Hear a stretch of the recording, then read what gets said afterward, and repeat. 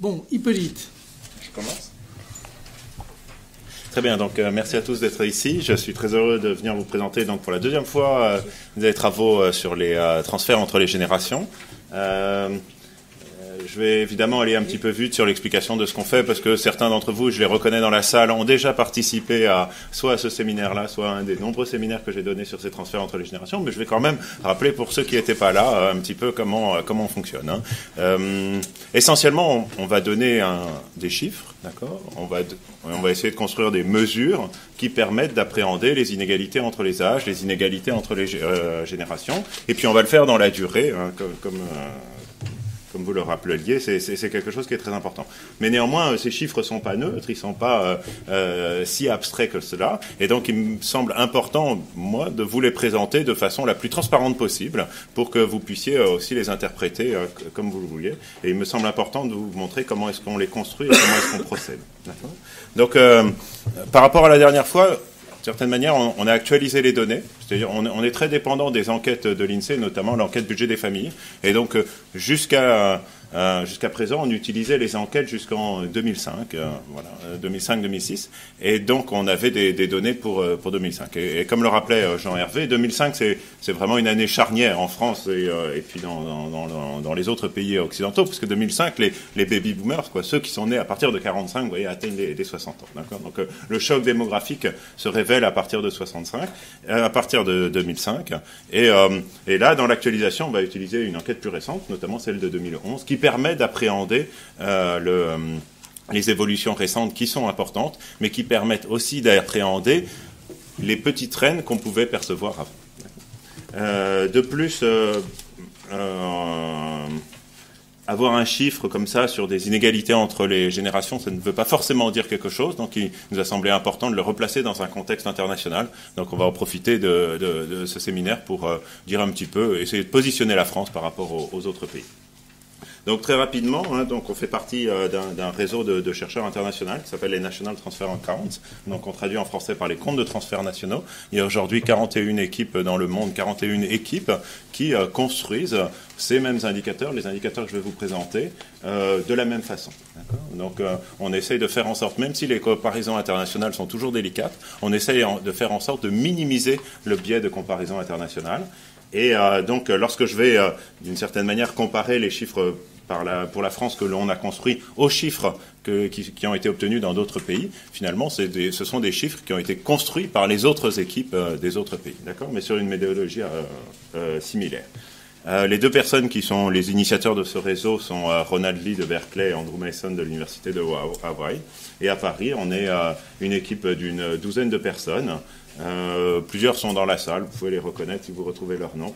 Voilà, je ne passe pas plus de temps pour les présenter, même si leur travail est absolument fantastique. Et moi, finalement, je viens en leur nom présenter tout ce qu'on a fait.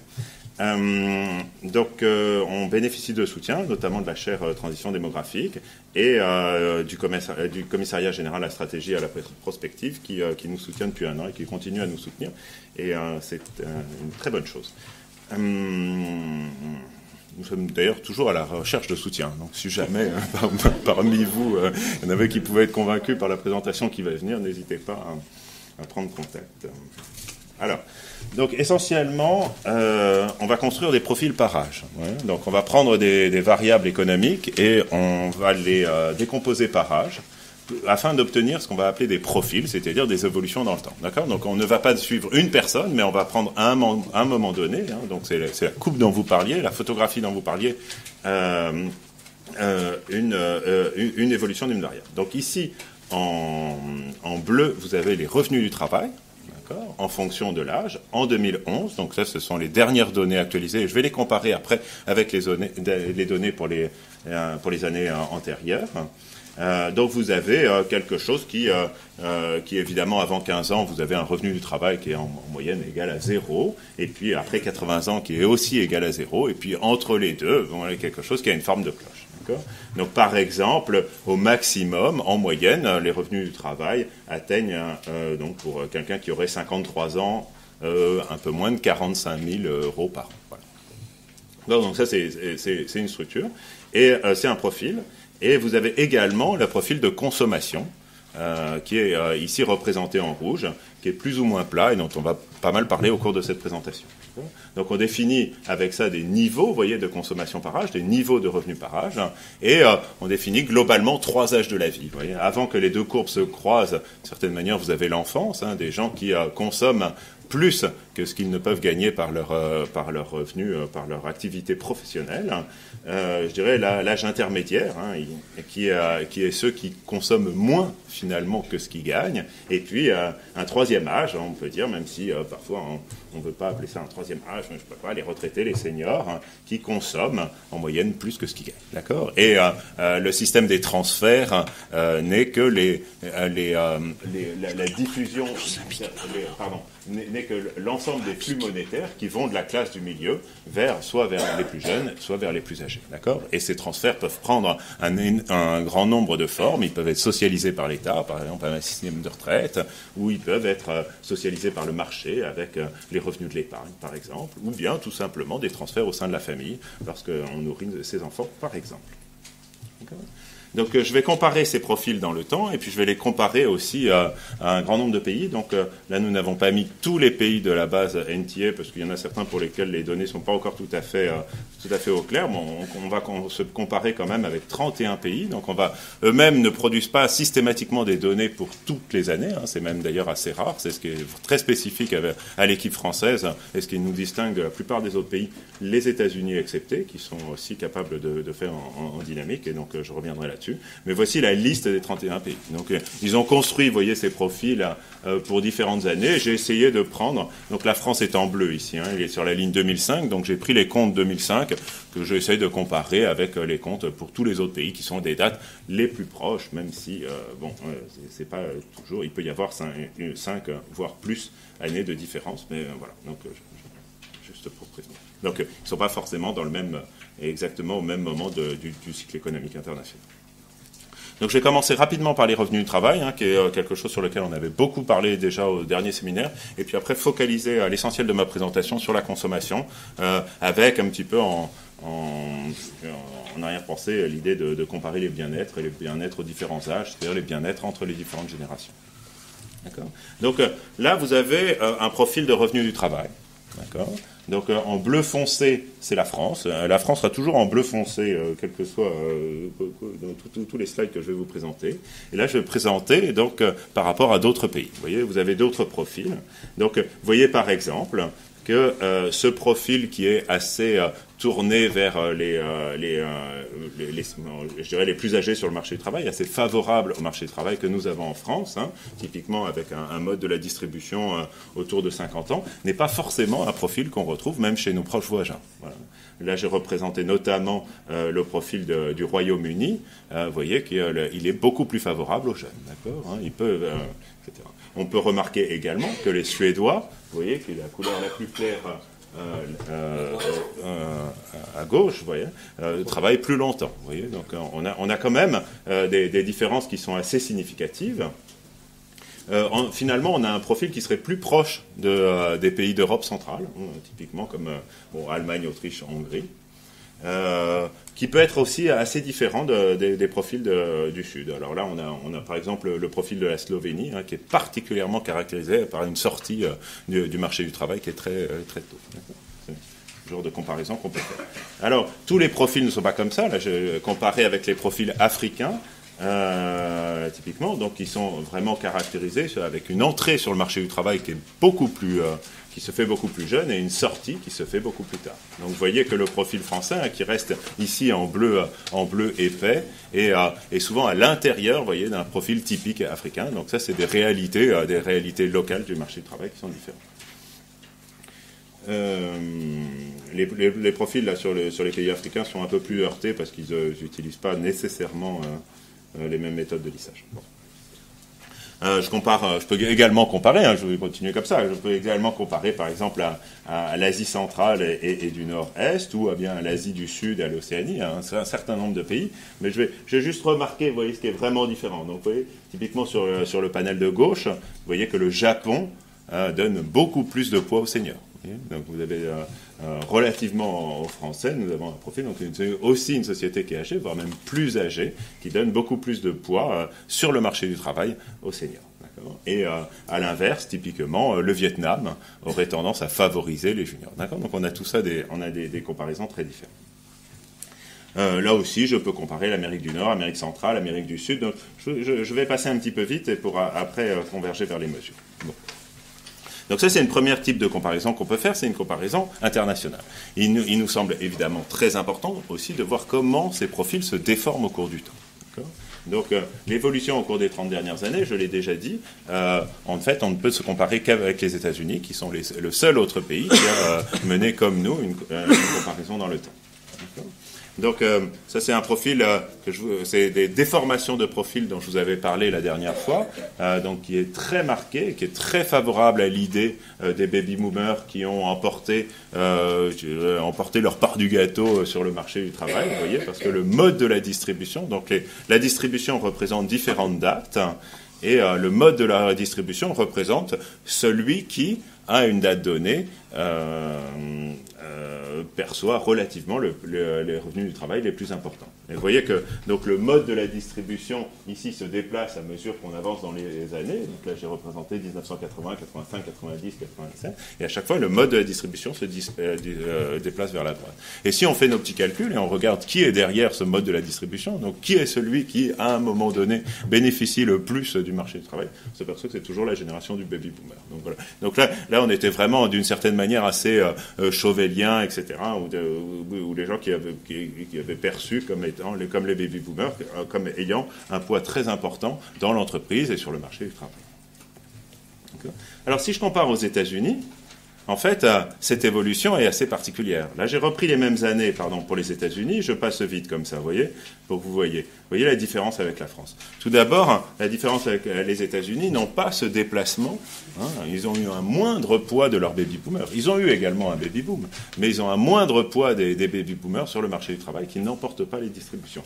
Deuxièmement, et vous le voyez, et ça c'est quand même quelque chose qui est bien connu aussi, le point de départ est relativement le même, c'est-à-dire les jeunes Français comme les jeunes Américains vont faire des études pendant un certain nombre d'années, entrer sur le marché du travail au même moment, mais néanmoins, vous voyez que les Américains restent beaucoup plus longtemps sur le marché du travail. D'accord ? Donc ils bénéficient de revenus en moyenne du marché du travail à des âges beaucoup plus élevés. Donc ça, c'est une caractéristique qui est très importante et qu'il faut retenir dans le cadre du vieillissement de la population. Alors, à l'issue de cette réflexion sur le marché du travail, sur les revenus du travail qui est très importante, parce que c'est elle qui va conditionner en fait la direction des transferts entre les générations, il est évident que pour avoir une idée sur le bien-être et sur les différences de bien-être et sur leurs évolutions dans le temps, il vaut mieux prendre une variable comme la consommation. Les revenus du travail, par définition, après 70 ans ou après 75 ans, les revenus du travail sont presque zéro, donc vous n'avez rien à comparer avec quelqu'un qui est d'âge actif.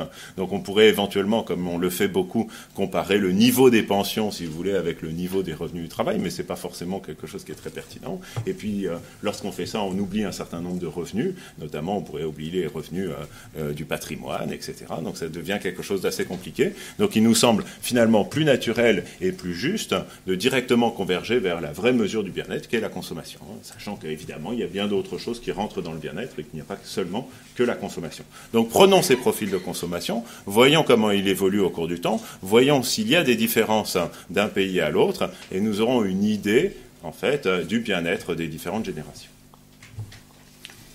Alors, en bleu, vous avez toujours la France, d'accord ? Et là, je vais le comparer, encore une fois, à un certain nombre de pays. Après, je vais vous donner des espèces de mesures agrégées qui permettront de bien comprendre. Donc, en bleu, vous avez la France, toujours comme ça, qui évolue au cours du temps. Donc, tout ça est normalisé pour permettre des comparaisons. Et néanmoins, on voit quand même, rien que lorsqu'on se compare avec nos voisins les plus proches, peut-être ceux de l'Europe du Nord, mettons, on voit une grosse différence. C'est que les profils... notamment pour la Suède, le Royaume-Uni et la Finlande, sont très croissants en fin de vie. D'accord ? Donc ça, c'est quelque chose que nous, on ne retrouve pas. D'accord ? Donc évidemment, qui est lié aux dépenses de santé chez nos voisins nordiques. Mais pour l'instant, donc on a beaucoup de discussions avec ces équipes-là. Nous ne retrouvons pas cette augmentation que eux ont dans leurs données. Finalement, nous avons un profil, un petit peu comme pour les revenus, qui est beaucoup plus proche de ceux des pays d'Europe centrale, comme l'Allemagne, l'Autriche et la Hongrie. Donc un profil qui reste, on va en discuter un petit peu, qui n'est pas totalement plat, hein, mais qui reste relativement plat et qui n'a pas cette très forte croissance en fin de vie. Donc, lorsque dans des conférences internationales, justement, l'équipe française, on est venu, on a présenté nos trucs, la réaction immédiate des Suédois, c'est-à-dire qu'on s'était trompé. Bon, pour l'instant, voilà. Alors, peut-être que, voilà. Alors, non, en fait, il y a trois possibilités. Soit nous, on s'est trompé, soit eux se trompent. Alors ça, ils n'ont pas du tout pris cela. Nous, on avait clairement ça en tête, mais voilà. Troisième possibilité, on est différent. Et clairement, peut-être que c'est ça. D'accord. Vous voyez, par rapport à un profil d'Europe du Sud, donc on est finalement assez proche, notamment d'un pays comme l'Espagne, vous voyez, qui a un profil qui est très très plat à partir de 15 ans. Donc nous, on a cette petite vague dont je vais revenir, avec un point bas vers 45 ans et puis un point haut vers 60. Donc là, je vais me comparer avec un profil africain. Bon, on va peut-être pas trop passer de temps là-dessus. On peut se comparer aussi aux Asiatiques, à l'Océanie. Il y a quand même une tendance, vous voyez, quand même assez mondiale, qui est pas néanmoins une tendance qui est assez internationale, qui est de dire qu'il n'y a jamais en moyenne des inégalités énormes entre les âges. Hein. Les sociétés respectent ça. Elles peuvent accepter. Vous voyez, on est en train de se comparer avec des pays qui sont très différents, qui ont des niveaux d'inégalité qui sont très différents. Donc on peut accepter, je ne sais pas si c'est le bon terme, mais les sociétés acceptent sont plus ou moins tolérantes vis-à-vis des inégalités. Il semble qu'il y a quand même une grande constante, c'est qu'on ne veut pas trop d'inégalités entre les âges. Là, je me compare avec l'Amérique du Nord, donc vous allez voir là justement en bleu clair le profil américain qui, lui, un petit peu comme les Suédois, aussi monte beaucoup vers la fin. Alors, il y a un problème technique, hein, c'est que, évidemment, vous avez des décompositions par âge, donc vous utilisez des enquêtes. À partir du moment où vous êtes sur des enquêtes et vous êtes sur des âges très élevés, la qualité des données est moins bonne, d'accord ? Donc, il faut faire très attention à ça, et c'est vraiment ce genre de choses qu'on essaye de regarder.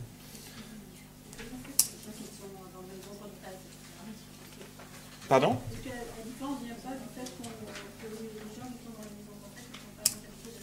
Voilà. Donc ça c'est un cas typique. Dans une enquête comme l'enquête budget des familles, toutes les personnes qui sont en institution, de façon plus générale, ne sont pas comptabilisées. Donc évidemment, ça c'est quelque chose qui est bien connu. Donc on va corriger. Olivier, tu m'as posé une question, mais maintenant tu rigoles avec. Donc, on va essayer de corriger justement et faire attention à ne pas perdre ce biais. D'accord, bien sûr. Et il y a une grosse dimension de recalage des enquêtes pour faire en sorte que nos profils reviennent.